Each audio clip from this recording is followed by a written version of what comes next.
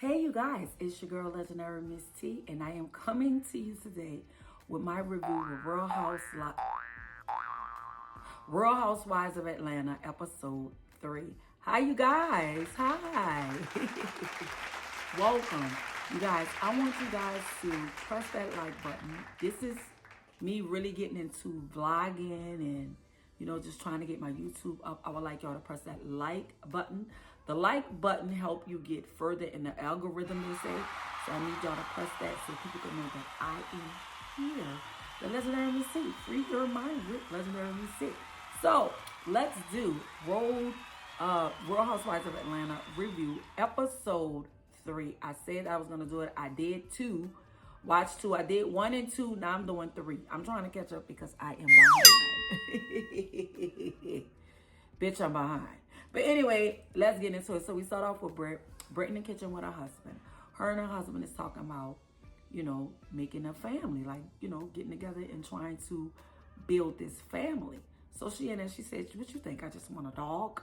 You thought I was just going to have a dog? So I'm guessing that she already have children because she didn't, or did she talk about that? I don't think she talked about that. Well, anyway, her and her husband was talking and she was saying how she met her husband or whatever.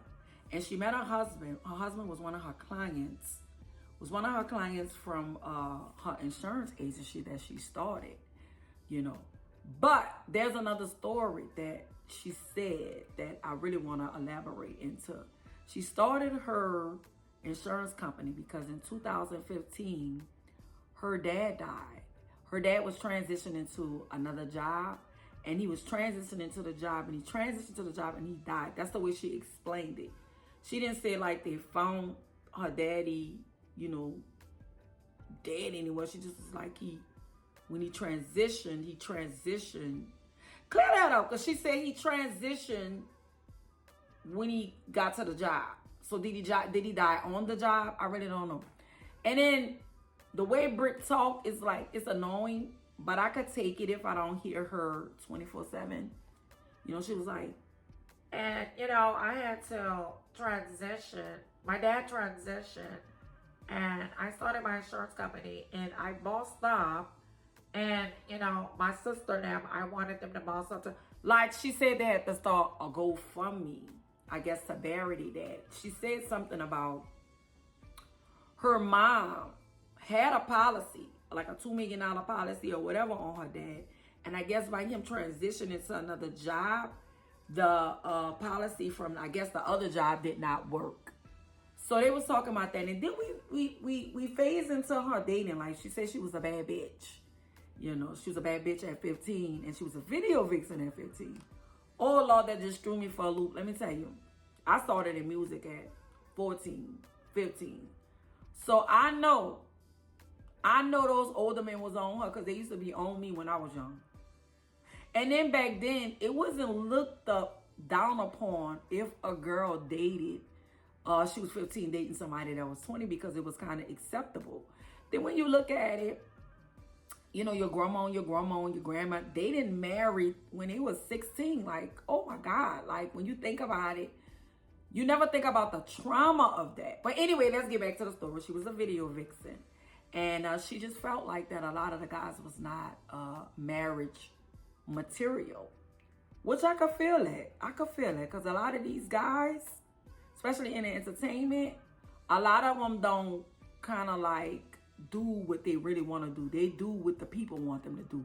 Let me explain. Like, a guy could be a good dude and get into music and start being in competition with what everybody else saying. Now he want a bad bitch. Now he want threesomes. Like, it's just crazy. It's like, I always felt that a lot of men in hip hop do not have their own views. They go by somebody else's views or what's in or what's hot or what's trending. That's why I don't like dating guys in the music industry, especially rappers, because a lot of them be broke.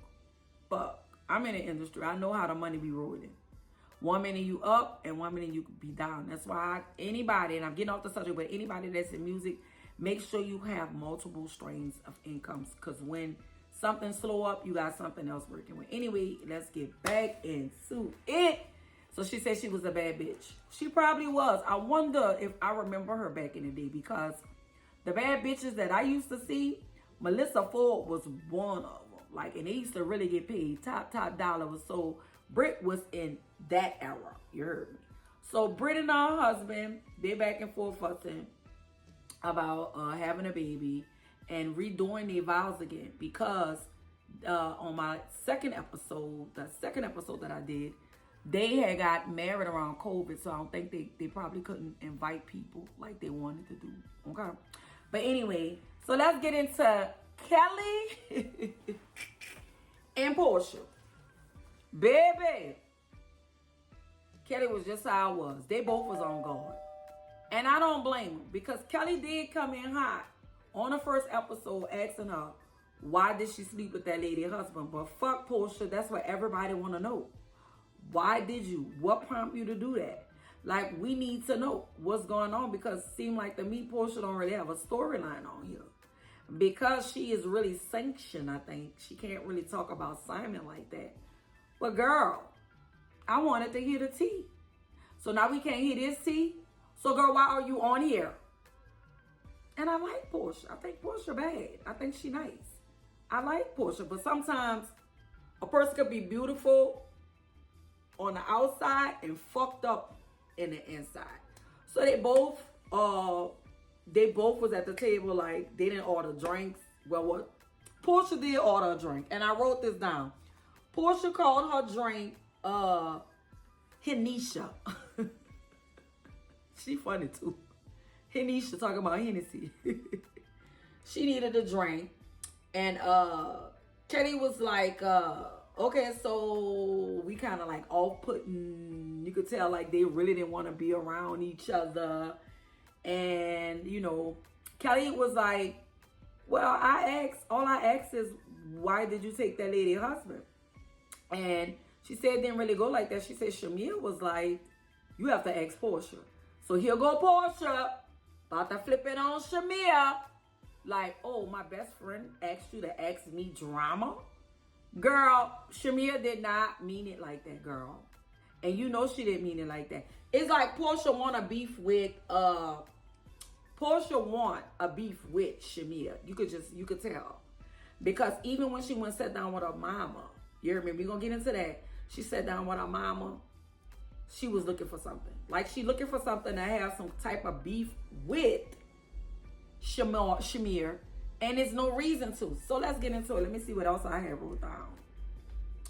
So Portia said that she could remember Kelly because Kelly is loud. And then Kelly said that she could remember Portia because Portia always taking somebody man. And so many ways, I'm just summing it up, but they both had rebuttals on, you know, what they were talking about. But peep it out. After they kind of loosened up, they started talking, and Portia called her a troll and said, now you're going to be my treasure troll.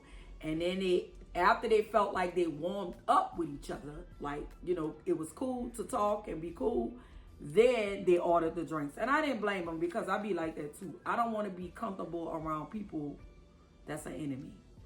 I just don't. So then we go into Drew. Drew's at the studio, and I'm thinking I'm going to see Dennis, but I didn't see Dennis. But who I did see was Kenya, and we saw Cynthia. So Kenya and Cynthia, they are sitting in the studio waiting for Dre. I think, waiting for Drew. I think Angela was there too, if I'm not mistaken. Well, anyway, they were talking about the incident on her working with Dennis, and it was telling her how foul that it looked that she's working with Dennis, and then saying stuff like, he was my knight in shining armor. Like, girl, please, like, he just helping you with music, bitch. He ain't helping you with life stuff. I know you need somebody to talk to, but you got a therapist, and also you got a lawyer. Cut it out, Drew. Cut it out. So Cynthia was telling her when Kenya wanted to work with Leon, she got Cynthia permission. Even though they wasn't together, she just thought that it was right to ask. And I think so too, especially like if you want to film with a person and you know that Portia is, that's kind of like Portia family. Well, he is Portia family because they got a child together. You should ask. Courtesy, you should ask. And she like, well, I've been texting. And then Cynthia was like, girl, you could pick up that phone and call. Like, Drew don't fit with this group. She just don't. She not mature enough. Her storylines just come off fake. Like I said in episode 2, I thought that Ralph was like a millionaire.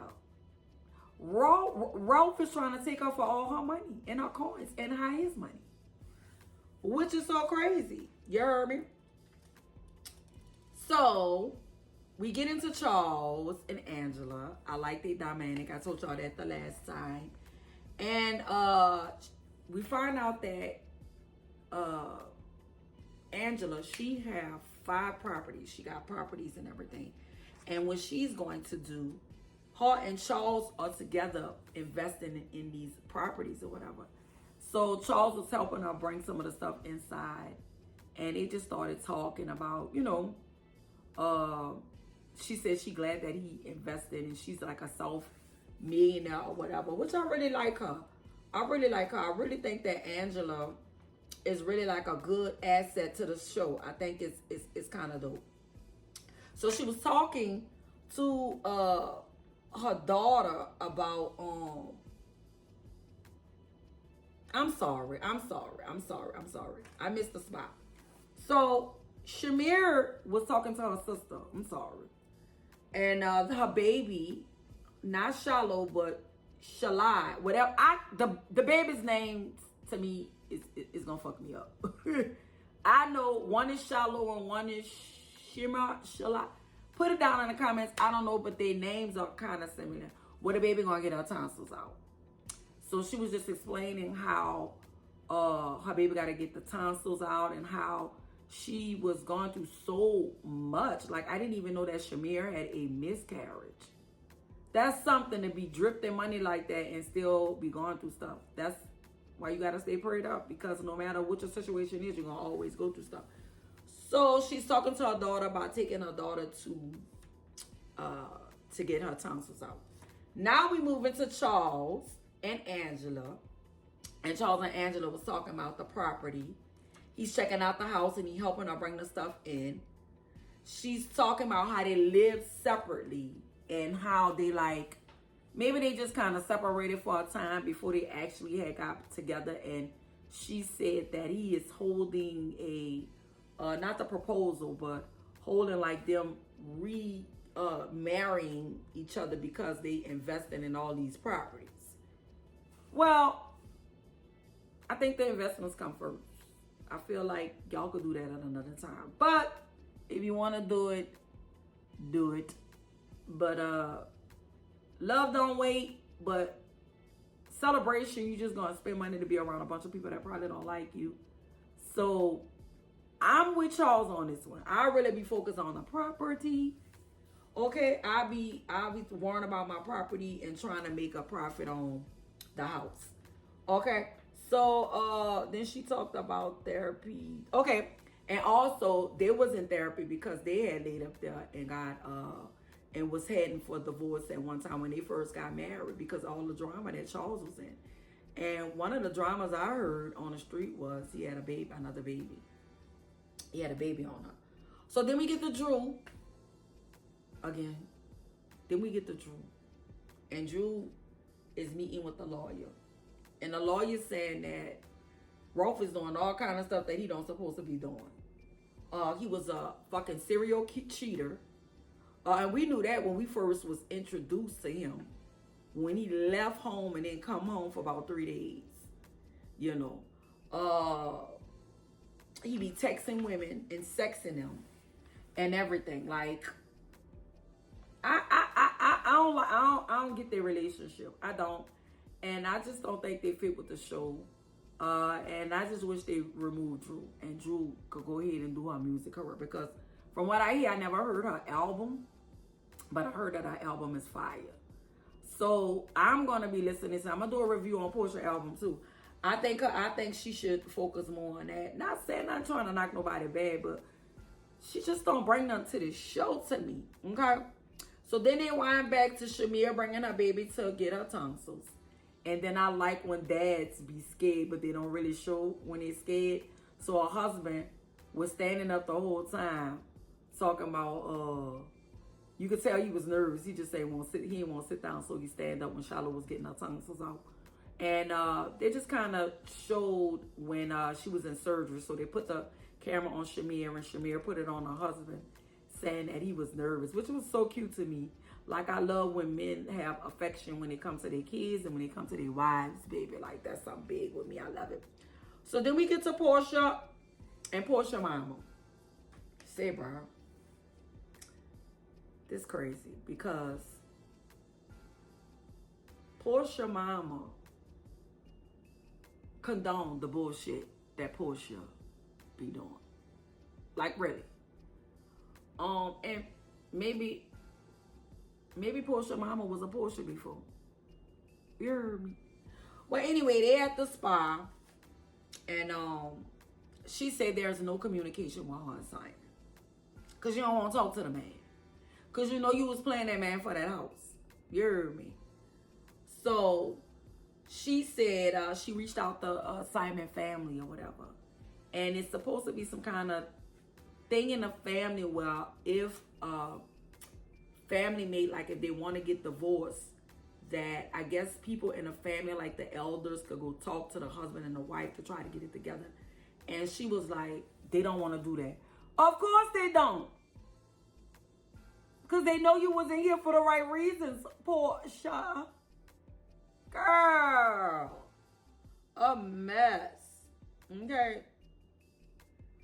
So she was asking for the assistance, and the family didn't want to give it to her. Then she started talking to her mom about Shamir, and she was like, well, all I know was I'm trying to get back in my swing and I'm getting divorced. And Shamir come and tell me that the girls was saying this and saying this about me. And her mama hollered out, you gotta watch the person that buried the bones. Is the mama jealous of Shamir too? Shamir didn't do anything malicious. It was not malicious at all. Shamir on his show has been helping her for Portia from the beginning, since we was introduced to them. And she don't have no kind of love for Shamir. You could just tell, like, she want to create a problem with Shamir. Because, see, we thought Portia was going to be the it girl this season. But now we see that Shamir is the it girl for this season. And I don't think that Portia like that. Like, Portia don't want to be with the hot dog man, knowing that she loves Dennis. You know. Like, Portia is fake to me and phony. And I like her, but I don't like her. Like, I wouldn't be friends with her, because I don't know. I don't know. She going for the bag. You heard me? Anyway.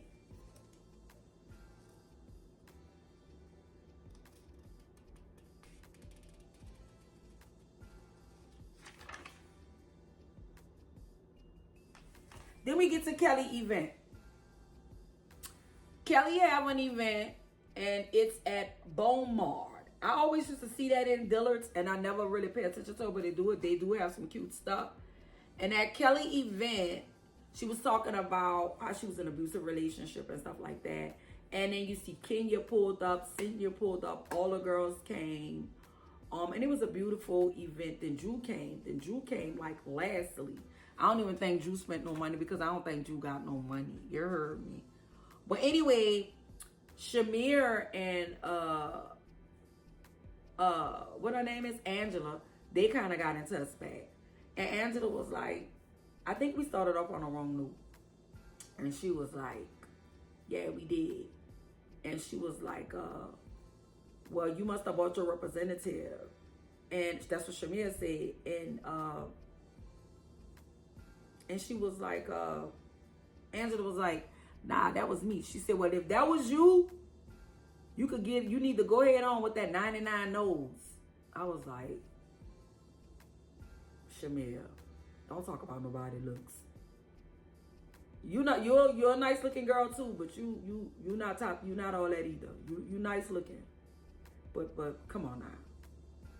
And she said she ever, and then it was in a corner talking about Michael Jackson and stuff. And then Portia was like, well, you can't. She called her Flavor Flav because Angela called her Flavor Flav. They brought it back and said the Flavor Flav was because she dressed like Flavor Flav. No, I think Angela was saying she looked like Flavor Flav. That's what I thought. So then it was back and forth. And then Kelly was like, we can't do all this type of stuff at my event. Where's your money? They got to spend the money. So the girl spent money. The money that the girl spent, that's going to charity. You heard me. So I'm going to be back with another review. I hope y'all like it. This is my first time doing reviews. So I hope y'all get a little used to me. I got to get used to really doing them. And I want y'all to subscribe to my YouTube channel. Press that like button. You heard me. And watch my videos. Okay? Your girl, Legendary Miss T. I am out. Real Housewives of Atlanta. Episode 3. I'm going to be coming with 4 and 5 tomorrow.